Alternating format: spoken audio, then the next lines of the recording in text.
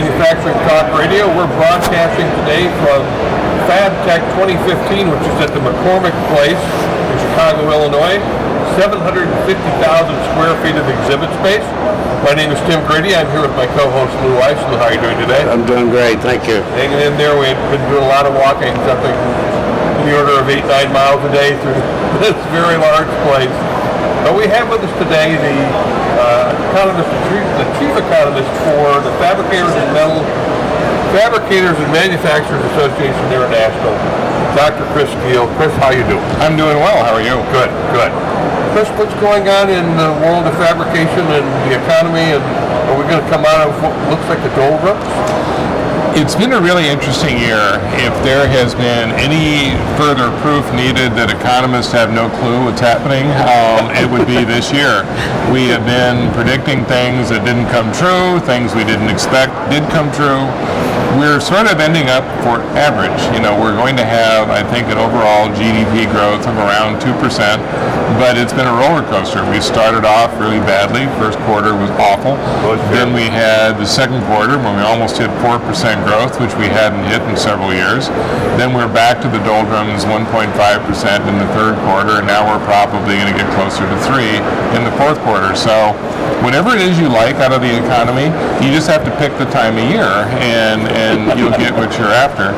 I think going forward, we may have a year that's somewhat similar to this one, a little bit more stability in some areas. The three things that have been affecting the economy in the U.S. this year has been the decline in oil prices, which has been good for some, bad for others. Right.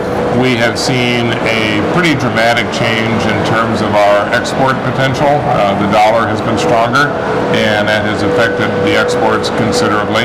And then probably the third thing is more a continuation of older problems, everything from the shortage of labor to the regulatory environment and just the unpredictability of the economy right now. How about Exim Bank? It was interesting that it finally got rescued. The fact that you had to dredge up a legislative technique that was not used since 1922 is not a good sign. But you just have a sort of a knee-jerk reaction in a lot of governmental circles where programs are identified as corporate welfare or supporting big business when that's really not the case at all. I mean, Exim has been a very useful tool to compete against countries that subsidize and make it very difficult for us to trade against. Meanwhile, the Senate has not agreed to bring it to vote yet. They haven't, they will. The big opposition was in the House, but they're sort of waiting for this convoluted mess to get through the House because they had to attach it to an amendment which was involved with the transportation bill. And it's kind of like, it's, as the old adage says, there are two things you never want to see being made, law and sausage. So. I can believe that. Now, Chris, every month you put together a summary or a survey of the Credit Manager Index. Explain to us what that is and how it's looking. You bet. The Credit Managers Index is from the National Association for Credit Management. Credit managers are those people in your organization that determine whether a customer is going to get credit to buy a machine, to buy inventory, to buy product. They're sort of the unsung heroes of most organizations. The salespeople hate them because they're constantly coming back saying it's not a sale until we're paid. The credit managers are surveyed once a month.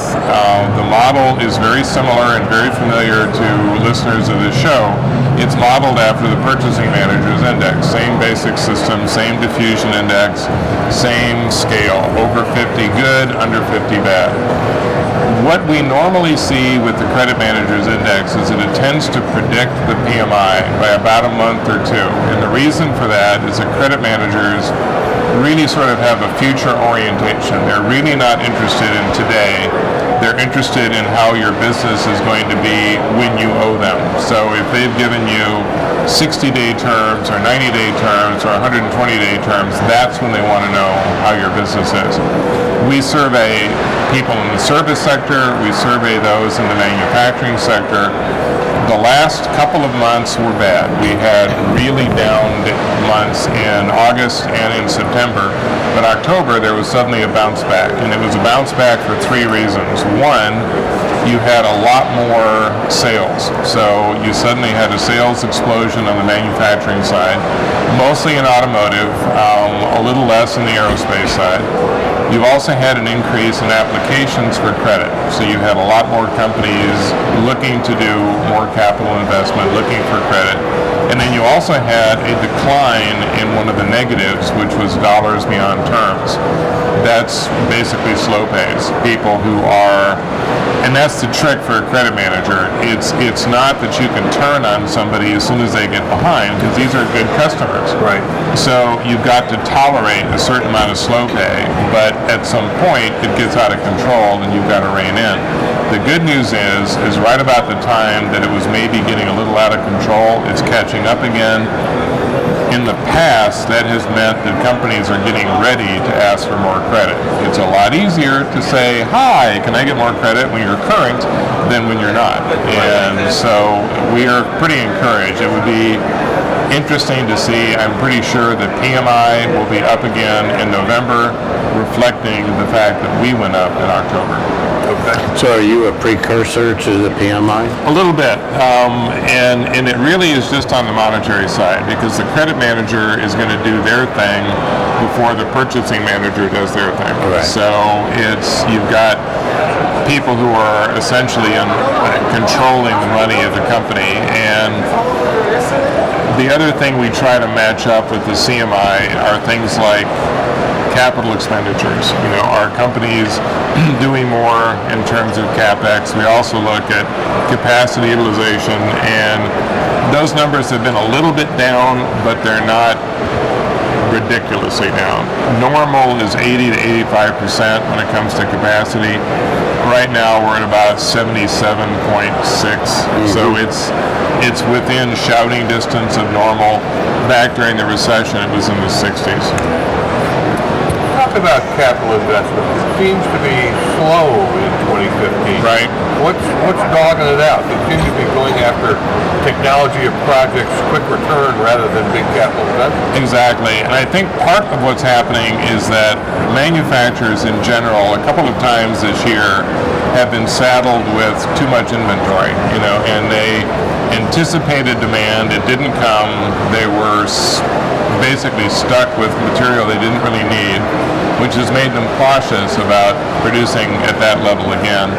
You've also got the fact that until interest rates start to come back up and loans become more expensive, there's no sense of urgency.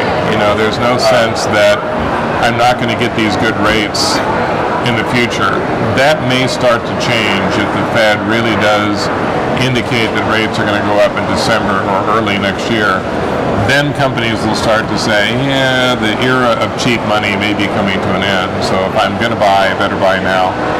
Beyond all that, when you talk to manufacturers, it's kind of like with the car industry. These machines last longer, and where people once had to think about replacing pretty frequently, now they're looking at machines like, once I bought this thing, I'm good for the next 20 years. And a lot of the new technology is kind of plug and play. The core machine stays the same, but you keep updating it. Right. So it's kind of like everything else in technology and computers. You don't really have to do much to upgrade the hardware anymore. You just upgrade the software. Very true. We talked to Trump, who's one of the anchor exhibitors here at FABTECH, and that's what they were saying about some of their machines. Right. It's not a whole new machine. We're just doing some upgrades to some of our models. Right. Very interesting. And it's you're basically selling a platform that you then alter to suit your purposes. Just exactly like people do with technology. You buy a basic machine and then you load the software that you need. And because you and I remember, you used to get it all in one package. It's like here's how you're going to use Word, and here's how you're going to use this, and by God, what you get's what you get. And now it's like, oh, no. I want this program and that program and this program, and don't preload anything, because I may not use it. true. You should see my computer with 300 icons on it, on 36 inches of screen. Exactly. So I know exactly what you But mean. if you quit buying those games. Yeah, I know. I have a lot of time for games. Yeah, exactly. Now, you did a presentation here this morning. I did. What did you cover for the attendees at FABTECH in that in brief? It's their Fabricators Breakfast. It is predominantly for the advertisers in the Fabricator magazine, which is a pretty diverse group. So it was a fairly high-level discussion, and probably the three key topics were changes in the oil industry, energy in general, what's happening as far as the interest rate environment is concerned, and then a little bit on the changes in manufacturing in general. I mean, there's a lot of things this audience knows, but the world as a whole. For example, if you pulled the GDP of manufacturing out of the U.S. GDP all by itself, it is bigger than the entire GDP of India. Manufacturing by itself in the U.S. is the 10th largest country in the world. You really wouldn't think that because everybody's talking about manufacturing being only 20% or only 12%, depending on who you're talking, of the economy Right. in this country. Yeah. But when you compare it globally, Exactly. I mean, you're talking about anywhere from 15 to 20% of a $17 trillion GDP. And let's remember that the number 2 country, China, is a $10 trillion economy. We are twice their size in terms of GDP. So basically just letting people know what they already know as far as manufacturing. Oil and energy is changing dramatically. The latest word from the International Energy Association, current oil prices are likely to stay where they are for the next 5 to 6 years. So my goodness. we're not looking at anything over 50, 60 bucks a barrel until the end of this decade. And that changes a whole lot of dynamics. It's changed the auto industry already. People are going back to larger cars because, why wouldn't they? And so we're almost back to the consumption we had prior to the recession. We're back to 19, 20 million barrels a day. And prior to the recession, we were about 23, 24 million barrels a day. The slow places in the world, Europe and Asia. We also talked a bit about what was going on with interest rates. As if we knew, we've been predicting they're going to go up since 2014. Okay, early 2015. Oh, June for sure. September, they got to go up in September. October, maybe. December. We have no idea. Probably, if they don't go up in December in reaction to the latest job numbers, next year you get a much more hawkish Fed. There are 4 regional presidents that rotate on and off, and the 4 this year, 3 doves and a hawk. The 4 next year, 3 hawks and a dove. So you may have a different mindset. okay. What are you up on in regards to China? China is transitioning as well. Earlier this year, there was the widespread panic because China was slowing, Right. which was kind of goofy because China's been slowing for 3 years now.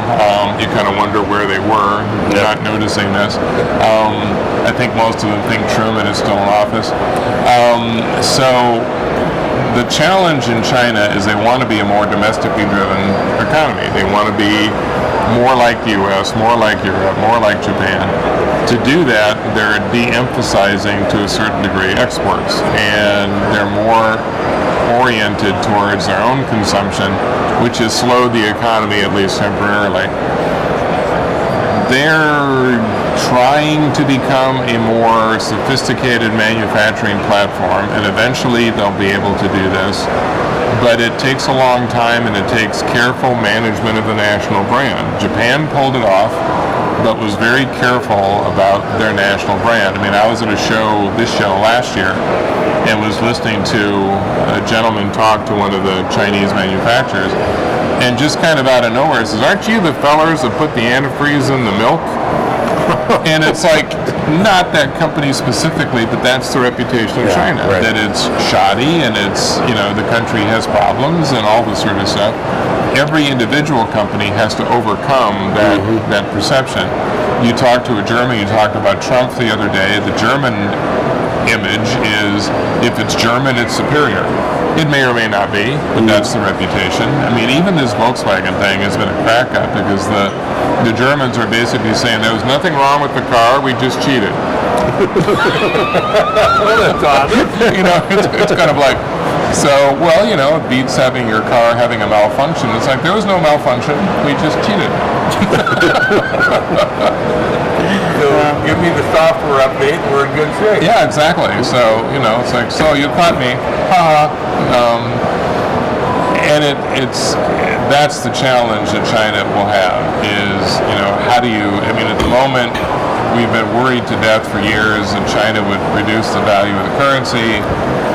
But now they really can't because they have a consumer class that will protest and say, if you lower the value of the currency, you're now making all these products that we want access to more expensive. Right. So you have built this middle class and then you're going to make this stuff expensive. Why would you do that?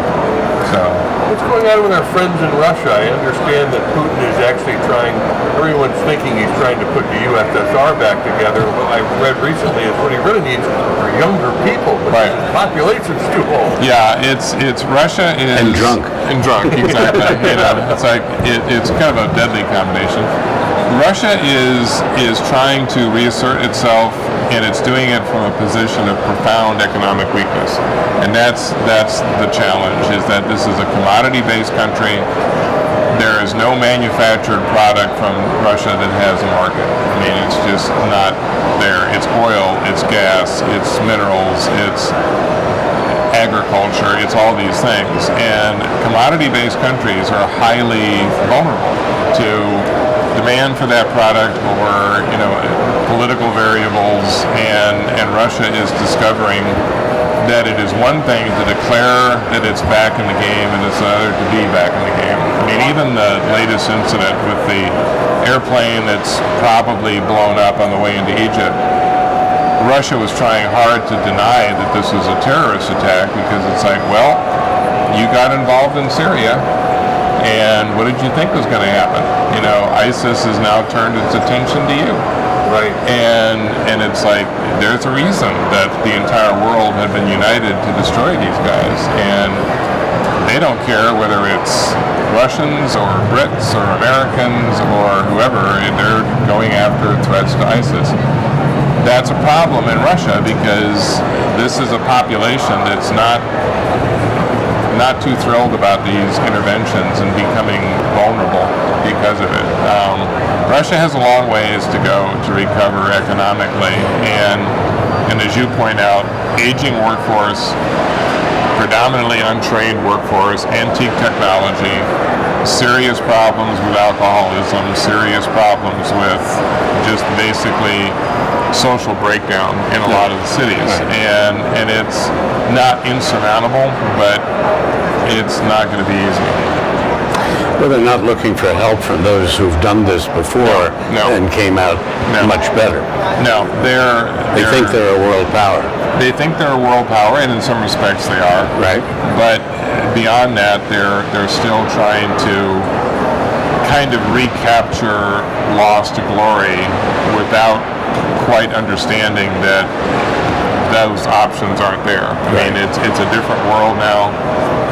Even the U.S. is learning that. You know, it's been very difficult for us to really impose our will outside of our own area, and I'm not sure that we're ever going to go back to the days of 1 or 2 or 3 superpowers. I mean, it's a lot of regional importance. I mean, neither the U.S. nor Russia are going to dislodge China anytime soon in Asia. And who knows what we're going to do with Iran other than give them more money than they should ever need. Well, and Iran's a classic example of how long do you wait? Because you've got a country where 50% of the population is under 30 and is anxious for change, reform. They're the ones that have been supporting Khatami.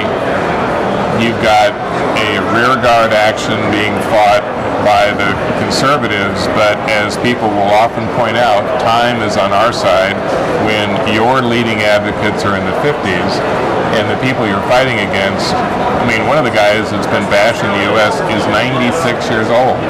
You know, there comes a point where it's like, you know, death to wham.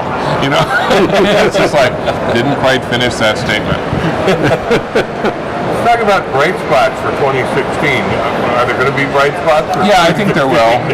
You know, probably the brightest spot in terms of both sort of export and import business, India is perpetually a frustrating country. It takes 2 steps forward and 2 steps back. But the current leadership is very business-oriented more than they've been in the past. They're also Hindu nationalists, and that can create problems. But Narendra Modi, the rallying cry in India is the Modification of India, and it's becoming a lot more attuned to the modern world. It's always been when it comes to high tech. It's now catching up on manufacturing. You're starting to see some good movement in some of the Latin states.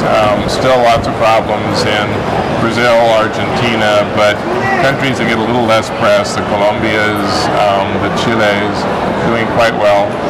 One of the really interesting future expansion areas is Africa.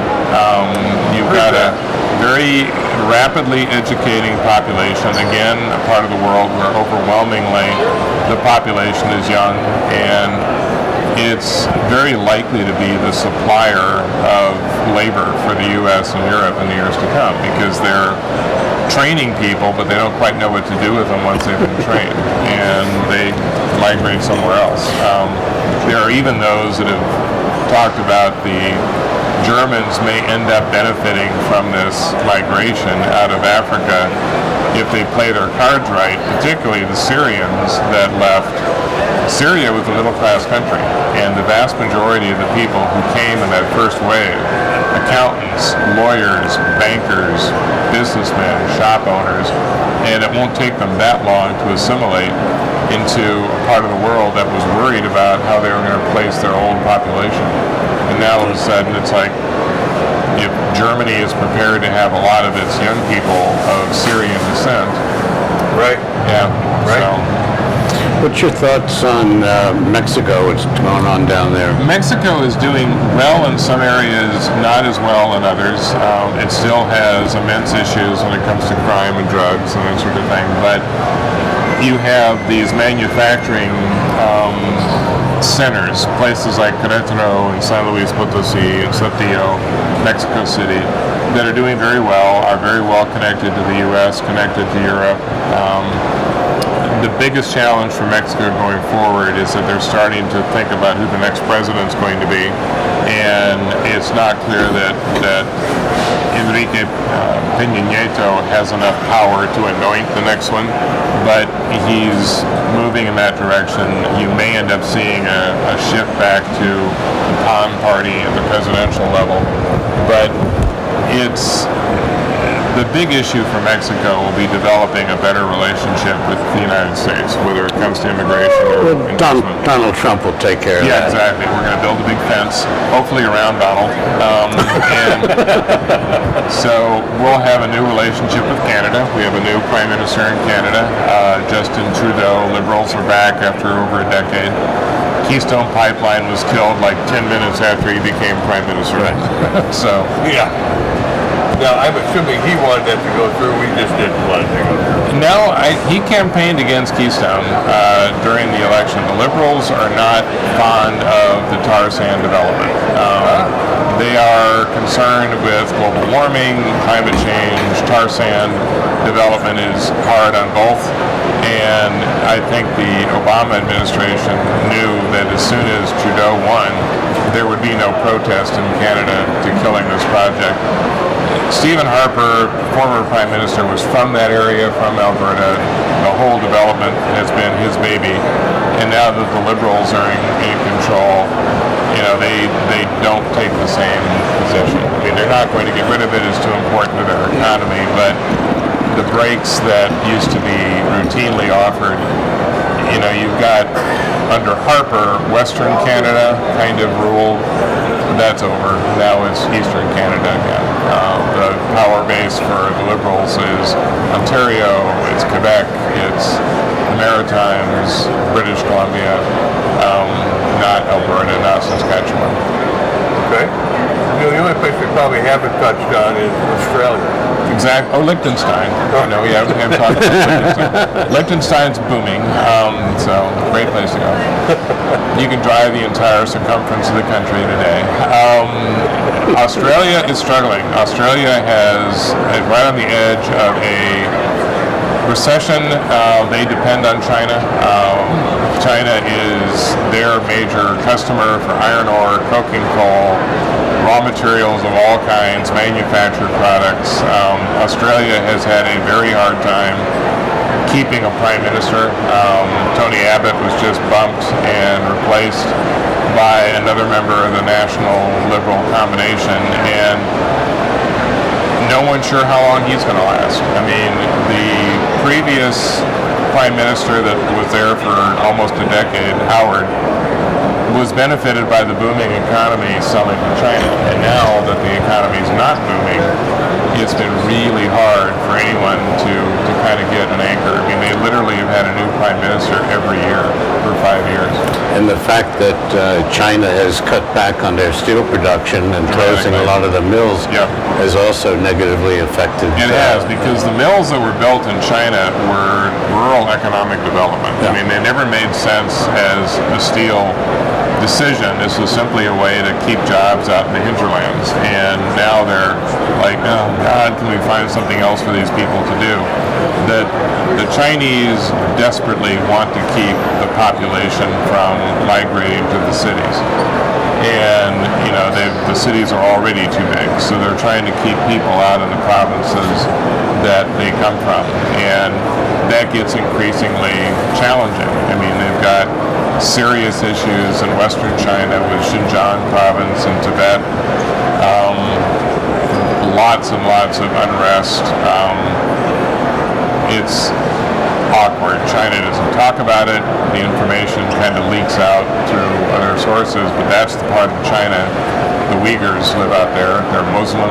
They're traditionally hostile to the Han Chinese. So, meanwhile, all of what you just said is contrary to their feelings about building cities and moving people into these cities, which are now empty except for the street sweepers. Right. I mean, they want people to move to those cities out in the boondocks. And the problem is that they're artificial. And if for some reason you don't get the development that you expected, then there's no reason for people to move there. And the population still wants to go to Guangzhou or Shanghai or Beijing or someplace where they think there will be jobs, and they don't want to stay in some new city that doesn't seem to offer them opportunities. Actually, the traffic jam in the Chicago Loop last night was very similar to things I've seen in China. Oh God, yes. You know, it's like I'm from a city that doesn't have traffic particularly, and every time I go to some place like Shanghai or Chicago or LA or something, it's like, wow, that's why I live where I live. You know, it's like I gripe in Kansas City because at rush hour, man, it may take you 15 minutes to go 20 miles. Well, that's really slowing it down. Yeah, I mean, that's rush hour, and then it's like you go to Chicago, and it's like, okay, I need to be someplace on Thursday, so I better leave on Monday. You know, Try Mumbai. Yeah, exactly. On a Friday night rush hour with the cows sitting down in the middle of the circle. Well, I've had that experience in various places in parts of Africa as well, and then there's the joy in Hong Kong of you can see the hotel across the bay. If you could swim it, you could be there in a minute and a half, but an hour and a half later, the cab has worked its way over there, and you're like, you know, with a pair of water wings, I would have been here an hour ago. Dr. Kuehl, the strong dollar, how long is it likely to stay strong? Probably a while, because we're not in control of that strength. We've not done anything to make the dollar stronger. If we start raising interest rates, that will change. We will now be supporting the dollar. But it's not that the dollar is strong, it's really that everybody else is weaker. Our new mantra is we suck less. You know, I mean, it's like Europe is down and the euro is down and the yen is down and the pound is feeling the impact, and it's like, well, compared to everybody else, we look great. So as we start to actually support it, even by a quarter or a half point interest rate hike, it begins to change the dynamics and it makes the dollar even more powerful than it is. I mean, right now it's not ridiculously out of control. You know, the middle of the early 1980s was when the dollar got so strong that it nearly killed off manufacturing. We had another burst around 2000. We're not anywhere near that yet, but it's been enough that export volumes have fallen. Caterpillar laid off 10,000 people and attributed it all to loss of export activity. I think most companies can survive it, but what used to be really good markets are now mediocre markets. And there's not a whole lot the U.S. can do. I mean, we really can't lower the value of the dollar, which normally you do by lowering your interest rate. You know, it's kind of like, well, we're going to make it like double, triple zero. I mean, really zero. It's like, money, it's zero. You can't go negative. If you borrow money, I'll pay you. I'm surprised the government hasn't offered that. You know, it has for certain people, but, you know, not for most of us. Well, this is an election year. You may hear that. Yeah, may very well. It's just like, you know, it's like all you have to do is prove you voted for the right person, get a check. You know, vote early, vote often. So I think we're going to be stuck with a stronger dollar for a while, really waiting for the other parts of the world to recover more than us doing anything. So if Europe begins to show signs of life, investors will come back to the euro. They'll be demanding the euro again, but not until they see something happening other than Germany. Right now, Germany is doing okay, but they're the only ones. Right. Spain right now is trying to decide if it's either going to hang on to Catalan. Legally, they cannot secede, but they can really make life uncomfortable for Madrid if they rise up collectively and say, we hate Spain. It's like, but you're part of Spain. No, we're not. We're Catalonia. Don't even think that. So They want to be their own country? well, they do. I mean, you know, Spain would like to, if you talk to the population, break up into about 5 different states. And it's constitutionally illegal to do that. But if you look at the makeup, the Catalans, the Basques, the Andalusians, the Galicians, they all resent Madrid. So, are you feeling good or bad about what we've been hearing? Right. I feel Living our risk or shooting I ourselves? feel goodishly bad and badishly good. You know, it just kind of depends on the time of day and my mood.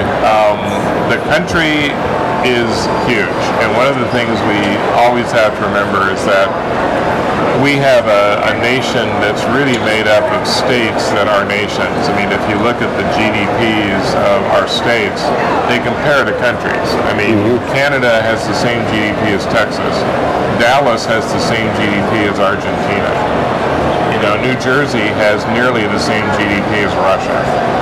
So, you know, it's hard to say that we're any one thing or the other. It depends on the part of the country, depends on the sector. 2 years ago, you couldn't find a happier group of people outside the energy industry. Right now, all of a sudden, they're depressed. On the other hand, automotive is still strong. Aerospace is growing. All the airlines were terribly concerned when the price of oil and jet fuel was going up because they were forced to ground a lot of their gas-guzzling airplanes. And, you know, just looking at Southwest, I fly all the time, I almost stopped seeing the 300 series flying because those are not very fuel-efficient planes. They're all back in the fleet. Southwest is like, yeah, might as well fly them. It's not that big a deal. And so aerospace is doing better. So I'm optimistic in some parts of the country, and then, you know, at the verge of Harry Carey and others, depending on the industry. we've got growth industry and medical care just because the boomer is reaching that age. The fastest growing sector in construction is assisted living. And the boomer wants some combination of Club Med and ER, and they're finding it. Once we get a little older, then the funeral industry will boom. And then both of them will kind of like, what do we do with these places now? The millennials are still living in their parents' basements. What do we do? It's like, so. Chris, we've always enjoyed having you on the show. Well, thank you. Thank you for being with us. We've been talking with Dr. Chris Kuehl, who's the Chief Economist for the Fabricators and Manufacturers Association International here at FABTECH 2015. We'll have him on again soon. He's a terrific individual.